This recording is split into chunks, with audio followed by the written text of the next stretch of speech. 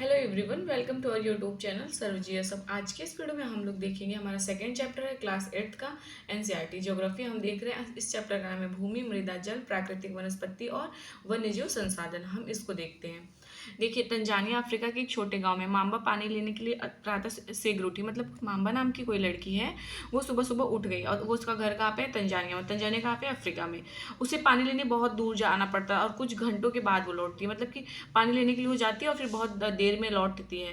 इसके उपरांत वो अपने घर के कार्यों में अपनी माँ की हाथ बटाती है और अपने भाइयों को, जिनके भाई हैं, बकरी वगैरह देखते हैं, उसकी देखभाल करती है। उसके पूरे परिवार के पास उनकी छोटी झोपड़ी है। चारों ओर चट्टानी भूमि का एक भाग है। मतलब उनका छोटा सा से झोपड़ी है और उसके अगल बगल पूरे से चट्टान टाइप के हैं। माम्बा के पिता कठिन परिश्रम के बाद कुछ मतलब कि मक्का और सेमी होगा। मतलब उसके पापा इतना ज़्यादा कठिन परिश्रम करते हैं, इतना ज़्यादा, फिर भी वो सिर्फ मक्का और सेम ही उगा पाते हैं। फिर भी यह उनके परिवार के साल भर के खाने के लिए पर्याप्त नहीं है। मतलब इतना ज़्यादा उगा रहे हैं, लेकिन मतलब वो उनकी पूरी फैमिली के लिए नहीं है ना यार, सफिशियंट नहीं है। उसके लिए बहुत कुछ चाहिए होता है और वही चीज़ अगर मान लो चाहिए तो बहुत ज़्यादा चाहिए, थोड़ा सा थोड़ी होगा। पीटर, अब ये पीटर जो है, ये लड़का कहाँ रहता है? न्यूजीलैंड में। न्यूजीलैंड के भेड़ पालन प्रदेश में मध्यवर्ती भाग में रहता है, जहाँ उसका परिवार ऊन प्रक्रमण करने का मतलब कारखाना चलाता है। प्रतिदिन जब पीटर स्कूल से लौटता है, वो अपने चाचा को अपनी भेड़ों की देखभाल करते हुए देखता है। उनका भेड़ों का बाड़ा कुछ दूरी पर पहाड़ी से लगे एक विस्तृत घास के मैदान पर स्थित है। आपको ये बताना चाहता है ये चीज़ जो है ना, कि पीटर और माम्बा दोनों लोग की ज़िंदगी देखो अलग है। वो लोग मतलब कि भेड़ बकरी पाल रहे हैं एकदम ठंडे में, और वहाँ चट्टाने वगैरह हैं और कितनी ज़्यादा गर्मी है। ठीक है, ये बताना चाहता है आपको। ये देखिए, विश्व की 90% जनसंख्या भूमि क्षेत्र के 30% भाग पर ही रहती है। शेष 70% भूमि या तो विरल जनसंख्या या तो निर्जन है। देखो, जो भूमि है उसके 90% पे का जो है, मतलब मान लो ये हमारा भूमि हो गया, वो उसका 90% का भी 30% पे ही लोग रहते हैं। बाकी इसके जो 70% लोग हैं, इस पर निर्जन है या फिर जनसंख्या वगैरह उस पर है ही नहीं। माम्बा और पीटर विश्व के दो विभिन्न स्थानों में रहते, उनके जीवन व्यतीत करने में बहुत अंतर है। मैंने अभी आपको बताया ना, यही बताना चाहता है ये विभिन्नता भूमि की गुणवत्ता, मृदा जाल, प्राकृतिक वनस्पति, प्राणी और प्रौद्योगिकी के उपयोग की भिन्नता के कारण है। इन स्थानों का एक दूसरे से भिन्न होने का मुख्य कारण यहाँ के संसाधनों की उपलब्धता। देखो, यहाँ का अलग होने का कारण क्या है? यहाँ के संसाधनों का उपलब्धता ही तो है ना। तो यार प्लीज़ आप लोग वीडियो को लाइक कर दीजिएगा और कमेंट भी कर दीजिएगा। आप लोग लाइक नहीं करते, अपने दोस्तों के साथ शेयर कर दीजिए और सब्सक्राइब कर दीजिए। भूमि, अब यहाँ से देखते हैं, सभी महत्वपूर्ण प्राकृतिक संसाधन में भूमि शामिल है। भाई जाहिर सी बात है, अगर भूमि नहीं रहेगा तो हम लोग कहाँ रहेंगे? जमीन के अंदर घुस जाएंगे ना। भूपृष्ठ के कुल क्षेत्रफल का लगभग 30% भाग भूमि है। अभी देखा हमने 70% या तो निर्जन है या तो विरल है, 30% रहने लायक है। और इस यही नहीं, इस थोड़े से प्रतिशत के भी सभी भाग आवास योग्य नहीं। और जो ये 30% है, क्या सब रहने लायक है? नहीं, कहीं पहाड़ है, कहीं जो कुछ है, कहीं कुछ है। मुख्यतः भूमि और जलवायु के भिन्न भिन्न लक्षणों के कारण विश्व के विभिन्न भागों में जनसंख्या का वितरण असमान पाया जाता है। देखो, ये जो भूमि और जलवायु का लक्षण है ना, अलग अलग है हर जगह पे, इसीलिए जनसंख्या का भी मतलब वितरण भी असमान पाया जाता है। ऊबड़ खाबड़ स्थलाकृति है, कहीं कहीं पर्वतों के तीव्र ढाल है, जलाक्रांत है, संवाहित निम्न क्षेत्र है, मरुस्थल क्षेत्र एवं संघनन वन मतलब क्षेत्र समानता विरल या निर्जन है। उर्वर मैदानों और नदी घाटियों में कृषि के लिए उपयुक्त भूमि उपलब्ध है, इसलिए स्थान विश्व के सबसे घने सघन है। देखो याद रखना, जो मैदानी क्षेत्र होता है नदी घाटियों के लिए, वो कृषि के लिए सबसे अच्छा होता है। इसलिए यहाँ पे देखो बहुत सारे लोग, जैसे अब देख लो हम लोग का यूपी हो गया, और प्रयागराज देखो, यूपी में प्रयागराज देख लो हम लोगों का, है ना, गंगा नदी के किनारे। तो मतलब बहुत सबसे ज़्यादा यहाँ पे जनसंख्या है। भूमि उपयोग देखते हैं हम। भूमि का उपयोग हम विभिन्न कार्यों के लिए किया जाता है, जैसे कृषि, वानिकी, खनन, सड़कों और औद्योगिक की स्थापना के लिए, है ना, हम इसे तो यूज करते हैं। साधारण इसे भूमि उपयोग कहते हैं। इसको क्या बोलते हैं हम लोग? भूमि उपयोग। क्या आप माम्बा और पीटर के परिवार के भूमि उपयोग के विभिन्न तरीकों की सूची बना सकते हैं? बिल्कुल बना सकते हैं। भूमि का उपयोग भौतिकी कारकों द्वारा निर्धारित किया जाता है, जैसे स्थलाकृति, मृदा, जलवायु, खनिज और जल की उपलब्धता। मानवीय कारक जैसे जनसंख्या, प्रौद्योगिकी भी उपयोग मतलब इसके प्रतिरूप महत्वपूर्ण निर्धारक है। देखो, भूमि का उपयोग जो है भौतिकी कारक द्वारा निर्धारित होता है, उसके स्थलाकृति से होता है, उसके मृदा का मिट्टी मतलब कैसा कहाँ है, जलवायु कैसा है, खनिज कहाँ पे ज़्यादा में है, पानी कहाँ कम है, कहाँ ज़्यादा है, जनसंख्या वगैरह भी, और डेवलपमेंट भी जो है, प्रौद्योगिकी वगैरह भी, तो ये इसके महत्वपूर्ण निर्धारक हैं। स्वामित्व के आधार पर भूमि दो प्रकार की होती है, याद रखिएगा, निजी भूमि और सामुदायिक भूमि। स्वामित्व के आधार पर भूमि कितने प्रकार की होती है? दो, निजी भूमि और सामुदायिक भूमि। निजी भूमि व्यक्तियों के देखो यार, निजी भूमि जो होती है व्यक्ति के स्वामित्व में होती है, ठीक है, मतलब खुद का भोग, जैसे हम लोग के पापा का है, हम लोग के पापा का ही है। तो और सामुदायिक भूमि जैसे मिलके लोग चलाते रहे, उस तरह से है। जैसे चारा, फल, नट, औषधि, बूटियों को एकत्रित करना, जैसे कोई एक ग्रुप कर रहा है, इस सामुदायिक भूमि को साझा संपत्ति साधन भी कहते हैं। जनसंख्या और उनकी मांग सदैव बढ़ती रहती है, लेकिन भूमि की उपलब्धता सीमित है। देखो, जनसंख्या और जो मतलब कि मांग जो है उसकी हमेशा बढ़ती रहती है, लेकिन भूमि का उपलब्धता जो है वो सीमित ही है ना, वो बढ़ेगा थोड़ी ना।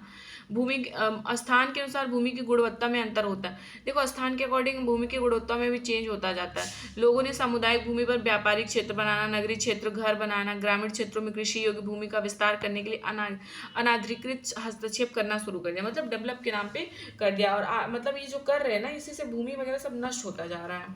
प्रतिरूप में व्यापक परिवर्तन हमारे समाज में संस्कृत परिवर्तनों को दर्शाते हैं। वर्तमान में कृषि और निर्माण संबंधित गतिविधि के प्रसार के कारण निम्नीकरण, भूस्खलन, मृदा अपरदन, मरुस्थलीकरण पर्यावरण के लिए प्रमुख खतरा है। भूमि संसाधन का संरक्षण, बढ़ती जनसंख्या तथा इसकी बढ़ती मांगों के कारण वन भूमि और कृषि योग्य भूमि का बड़े पैमाने पर विनाश हुआ। देखो, जनसंख्या बढ़ रही है और लोगों को और मतलब वन हो गया उसको काट उट रहे हैं, उस ताकि मतलब कि और डेवलप कर सके, घर बना सके, रहें, खेत उत में घर बना रहे हैं, तो दिन पे दिन इसका विनाश होता जा रहा है। इससे प्राकृतिक संसाधन के समाप्त होने का डर पैदा हो गया, और इससे जो है प्राकृतिक संसाधन के डर होने का मतलब डर जो है वो है, क्योंकि ये समाप्त हो सकता है ना जी। इसलिए विनाश की वर्तमान दर को अवश्य ही रोकना चाहिए, मतलब ये सब चीज़ें करके हमें रोकना चाहिए। वन रोपण, भूमि उद्धार, रासायनिक कीटनाशकों और उर्वरकों के विनियमितता उपयोग तथा अतिचारण पर रोक लगाना चाहिए। वन को काटना नहीं चाहिए और भूमि के साथ मतलब उस तरह से नहीं व्यवहार करना चाहिए यार। उस पर मतलब कि देखो ना, बहुत ही ज़्यादा क्या हो रहा है कि भूमि बंजर होती जा रही हर जगह की, रासायनिक कीटनाशकों का यूज़ करते जा रहे हैं, इसे यही सब है, उर्वरक वगैरह है, तो जो मृदा को खराब कर रहा है। अब हम मृदा देखते हैं। मृदा पृथ्वी के पृष्ठ पर दानेदार करों की आवरण की पतली परत मृदा कहलाती है। देखो, पृथ्वी के पृष्ठ पर दानेदार कणों के आवरण की पतली परत क्या है? मृदा कहलाती है। यह भूमि से निकटता से जुड़ी है, मतलब भूमि से एकदम निकटता से चिपकी हुई है। स्थल मृदा के प्रकार की निर्धारित करते हैं, स्थल रूप जो है मृदा के प्रकार को निर्धारित करते हैं। मृदा का निर्माण चट्टानों से प्राप्त खनिज और जैव पदार्थ तथा भूमि पर पाए जाने वाले खनिजों से होता है। यह अपक्षय की प्रक्रिया के माध्यम से बनती है। खनिज और जैव पदार्थों का सही मिश्रण मृदा को उपजाऊ बनाता है। खनिज और जैव पदार्थ की जो सही मिश्रण है वो क्या करता है? मृदा को उपजाऊ बनाता है। इसको हम देखते हैं। अपक्षय, तापमान परिवर्तन, तुषार क्रिया और पौधे, प्राणियों और मनुष्य की क्रियाकलापों द्वारा अनावृत सेलों का टूटना और क्षय होना, ठीक है, अपक्षय कहलाता है। क्या आप जानते हैं केवल 1 सेंटीमीटर मृदा को बनने में सैकड़ों वर्ष लग सकते हैं? ये चीज़ याद रखिएगा, स्टेट में आया हुआ था। ह्यूमस और वनस्पति के साथ ऊपरी परत है, ये बालूगाद क्ले के साथ अपक्षित चट्टानी पदार्थ, जनक चट्टाने, ये मृदा परिच्छेदिका है। सबसे पहले जनक चट्टाने आएंगे, अपक्षित चट्टाने पदार्थ आएंगे, फिर बालूगाद क्ले के साथ उपमृदा, फिर ह्यूमस और वनस्पति के साथ ऊपरी मृदा आता है।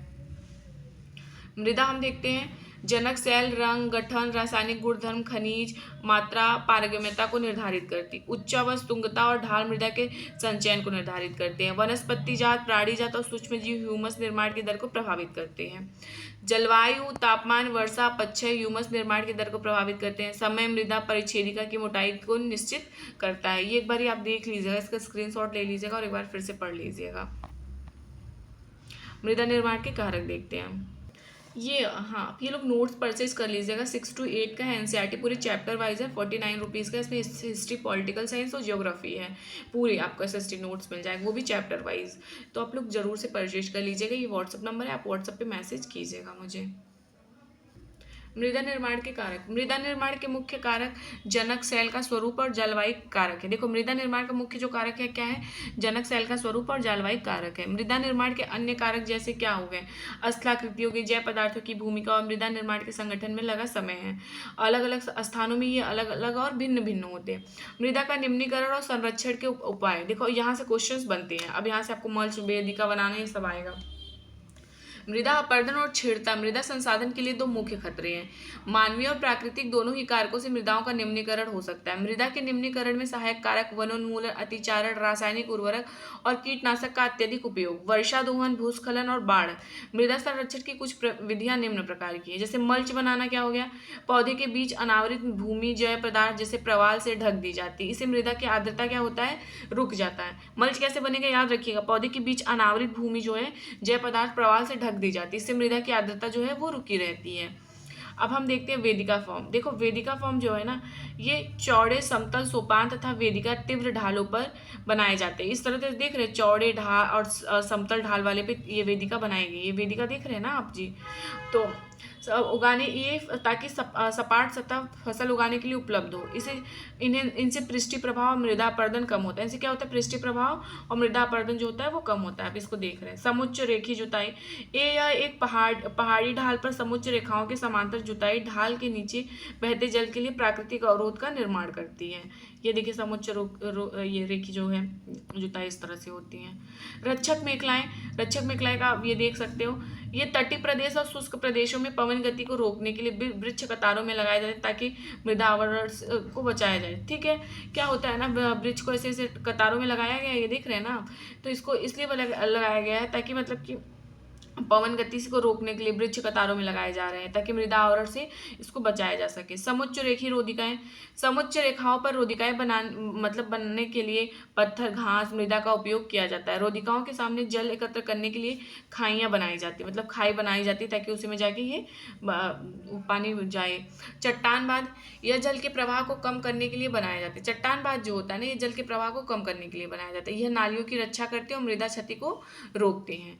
बीज की फसल उगाना, वर्षा दोहन से मृदा को सुरक्षित रखने के लिए अलग अलग समय पर भिन्न भिन्न फसलें एकांतर मतलब कतारों में लगाई जाती हैं।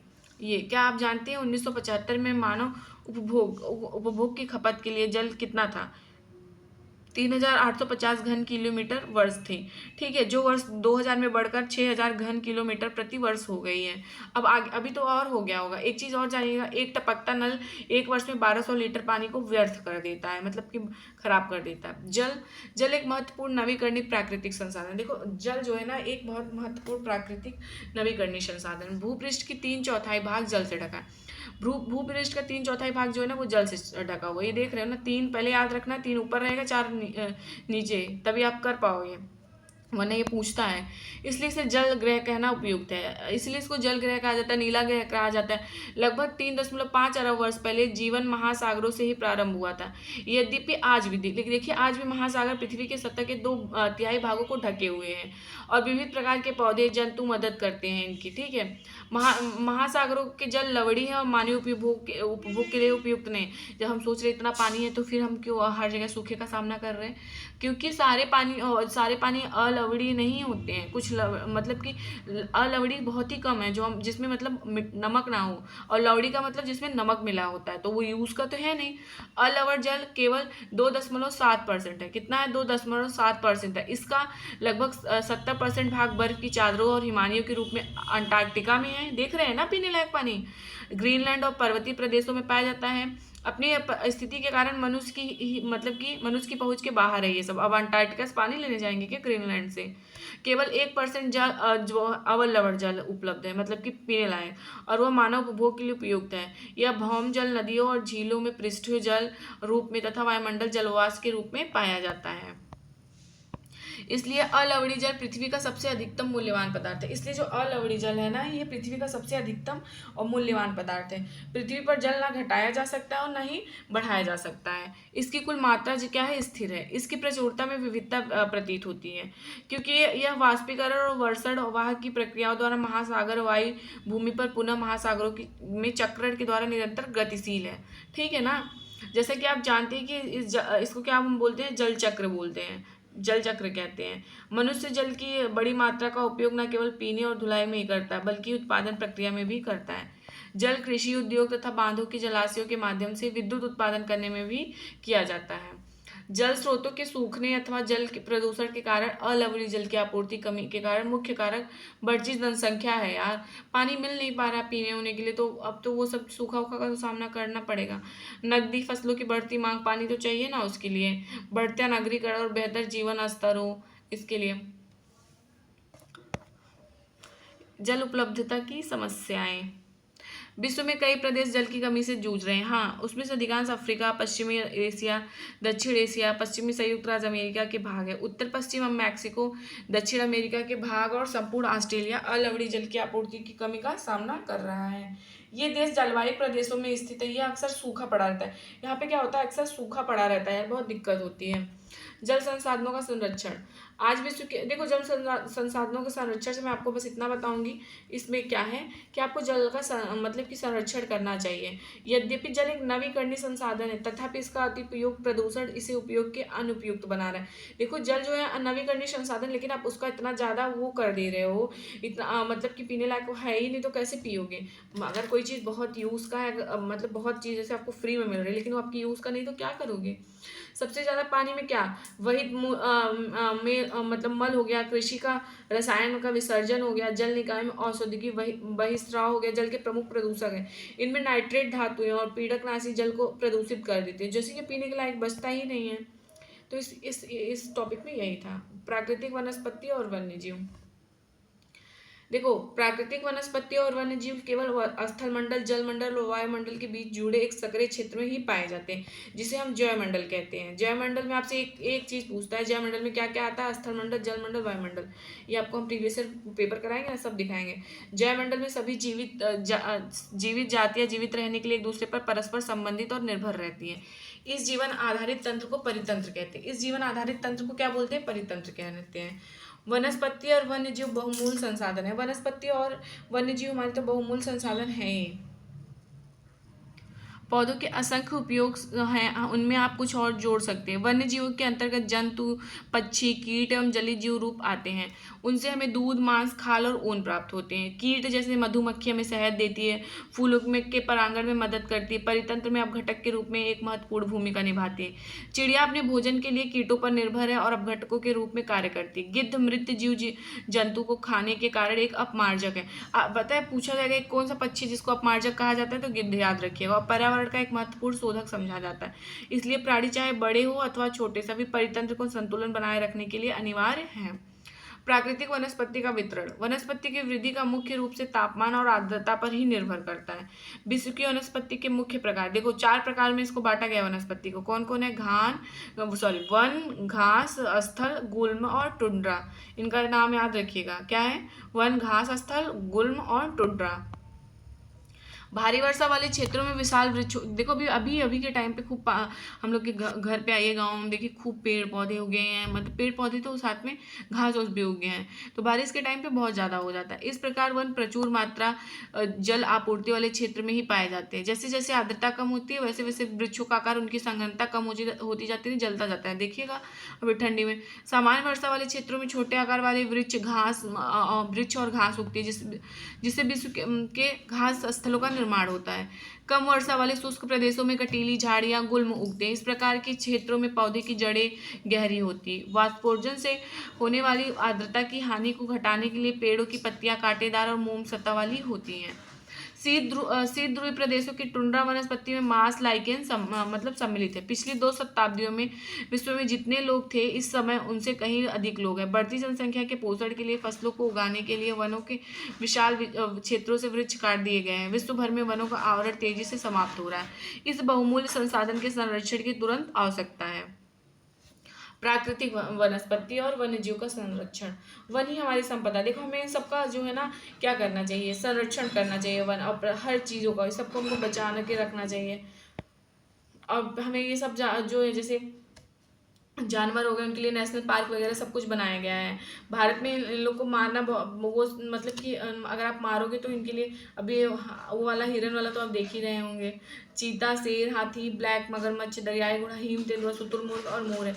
इनका संरक्षण जागरूकता बढ़ाने के लिए किया जाता है और ये नेशनल पार्क में रखे जाते हैं और इनकी दिन पे दिन संख्या घटती जा रही है ना। यदि प्रजातियों की सापेक्ष संख्या को भंग ना किया जाए तो पर्यावरण, अगर आप इनको भंग नहीं करोगे तो इनका जो है ना वो बना रहेगा, लेकिन भंग किए जा रहे हैं। एक चीज़ याद रखिएगा, एक अंतर्राष्ट्रीय परिपाटी हुआ था CITES, the convention on international trade in endangered species of wild fauna and flora की स्थापना की गई है, जिसने प्राणियों और पक्षियों के अनेक जातियों की सूची तैयार की है। इसने, ये जो है CITES, और इस दिए गए सभी पक्षी प्राणियों का व्यापार करने पर प्रतिबंध लगाया गया है। पौधे और प्राणियों का संरक्षण प्रत्येक नागरिक का कर्तव्य है। जैवमंडल निश्चय, यह वैश्विक नेटवर्क द्वारा जुड़े रक्षित क्षेत्रों की एक श्रृंखला है, जिसे संरक्षण और विकास के बीच के संबंध को प्रदर्शित करने के इरादे से बनाया गया है। तो हमारा ये चैप्टर समाप्त होता है। वीडियो को लाइक करिएगा, चैनल को शेयर सब्सक्राइब करिएगा। मैंने नोट्स के लिए नंबर दे दिया, परचेज कर लीजिएगा। Thank you.